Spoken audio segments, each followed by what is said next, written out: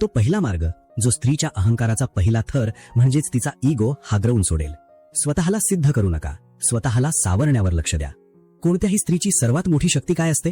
तिला माहित असतं की पुरुष आपली लायकी किंवा आपले सामर्थ्य दाखवण्यासाठी उतावीळ होतो आणि तिथेच ती त्याला नियंत्रित करू लागते. जेव्हा जेव्हा तुम्ही एखाद्या स्त्रीला प्रभावित करण्याचा प्रयत्न करता, तिला हे दाखवण्याचा प्रयत्न करता की बघ मी काय करू शकतो, तेव्हा तुम्ही स्वतःची ताकद तिच्या हातात सोपवत असता. खरा पुरुष कधीच काही सिद्ध करत बसत नाही. तो आपल्या स्वतःच्या जगात मग्न असतो. तो स्वतःला सुधारतो, स्वतःवर काम करतो आणि त्याची हीच शांतता त्या स्त्रीला विचार करायला भाग पाडते. हा माणूस माझ्याकडे का पाहत नाहीये? हा माझ्याशी बोलत का नाहीये? हा इतका शांत का आहे? जसे हे प्रश्न तिच्या मनात निर्माण होतात तेव्हा समजून जा की तिचा अहंकार आता ढळू लागला आहे. जो पुरुष स्वतःला सिद्ध करण्यात गुंतला आहे तो त्या स्त्रीच्या तालावर नाचत आहे. पण जो पुरुष स्वतःला सावरण्यात गुंतला आहे त्याची शांतता त्या स्त्रीची झोप उडवून देते. तिच्या प्रतिक्रियांपासून दूर राहा आणि तिच्या भावनांपेक्षा मोठे बना. ज्या दिवशी तुम्ही एखाद्या स्त्रीच्या प्रतिक्रियांवरून आपल्या भावना ठरवणं थांबवाल त्याच दिवशी तिची तुम्हाला कंट्रोल करण्याची ताकद संपून जाईल. स्त्रीचा तोरा तोपर्यंत जिवंत असतो जोपर्यंत पुरुष तिच्या रुक्ष उत्तरांमुळे, तिच्या दुर्लक्ष करण्यामुळे किंवा तिच्या थंड वागण्यामुळे अस्वस्थ होतो. तिने रिप्लाय द्यायला उशीर करावा आणि तुम्ही बेचैन व्हावे. तिने भेटायला नकार द्यावा आणि तुम्ही काळजीत पडावे. ती रागाने बोलली की तुम्ही लगेच स्पष्टीकरण देऊ लागावे. हे सगळं काय आहे? हीच तिच्या अहंकाराची खरी ताकद आहे, तुमची प्रतिक्रिया.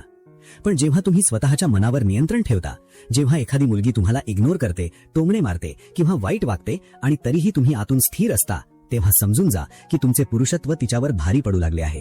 कारण स्त्रीला त्या पुरुषाची भीती वाटते जो तिच्या हावभावांमुळे, तिच्या मूड स्विंग्समुळे आणि तिच्या भावनिक नाटकांमुळे अजिबात विचलित होत नाही. ही भीती हळूहळू तिचा अहंकार मोडीत काढते, कारण तिच्या प्रत्येक चाली निष्फळ ठरू लागतात. तिला वाटतं की तुम्ही तिच्या प्रत्येक मूडवर डान्स करावा. तिला वाटतं की तुमच्या हृदयाचा रिमोट तिच्या हातात असावा. पण जेव्हा तुम्ही ठामपणे सांगता की मी तुझ्या मूडचा नाही तर माझ्या ध्येयाचा गुलाम आहे, तेव्हा तिची सर्वात मोठी चाल निकामी होते.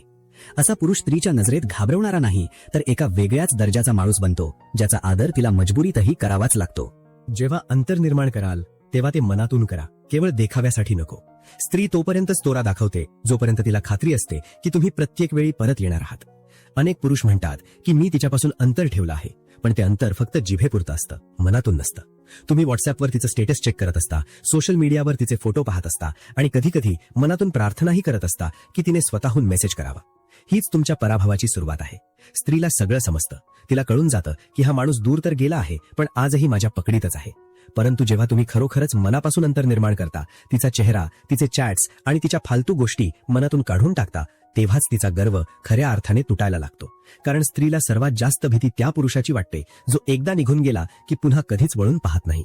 तुम्हाला वाटत असेल की तुमच्या शांततेचा काहीच परिणाम होत नाहीये, पण तसं नाहीये. ती सुद्धा आतून तडफडत असते, फक्त तिला ते दाखवायची सवय नसते.